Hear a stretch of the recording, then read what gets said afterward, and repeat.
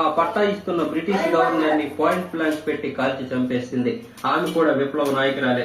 ఈమె గురించి మరొకసారి చెబుతాను. అక్కడ స్కూల్ కి వెళ్లి పేద పిల్లలకి టీచింగ్ చేస్తుండేవారు. అంతేకాదు వివేకానంద పుస్తకాలు చదివిన అభిమానులందరినీ ఒక గ్రూప్ గా తయారు చేసి వాళ్ళ చేత కూడా పేద విద్యార్థులకి టీచింగ్ ఇప్పించేవారు. 1913లో మెట్రికులేషన్ యూనివర్సిటీలో 2వ ర్యాంకులో పాస్ అయ్యాడు. తర్వాత వాళ్ళ నాన్నగారు ఇక్కడుండే ఫ్రెండ్స్ తో తిరుగుతున్నాడని కలకత్తాలో ఉన్న ప్రసిద్ధమైన ప్రెసిడెన్సీ కాలేజీలో చేర్పించారు. కలకత్తా వెళ్లిన తర్వాత కూడా వివేకానంద భావాలున్న గ్రూప్ ను సంపాదించాడు. కలకత్తా చుట్టుప్రక్కల ఉన్న బెనారస్, కాశీ వెళ్లి గురూజీలను కలవడం, రామకృష్ణ మఠాలను సందర్శించడం చేసేవారు. అలాగే ఇంటింటికి వెళ్లి పాత దుస్తులు అడిగి పేదవాళ్ళకి పంచే అసోసియేషన్ వాళ్ళతో కలిసి బోస్ కూడా అలాగే చేసేవారు.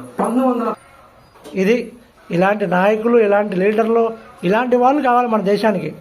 ఇలాంటి వాళ్ళ గురించి ఈ రోజు స్కూళ్ళల్లో పాఠాల్లో చెప్తున్నారు. అసలు ఎంతవరకు మీ పిల్లలకి మన సుభాష్ చంద్రబోస్ గారి గురించి కానీ, భగత్ సింగ్ లాంటి వాళ్ళ గురించి కానీ ఎవరైతే చెప్తున్నారా లేదా మీ పిల్లల గురించి ఒకసారి అడిగి తెలుసుకోండి.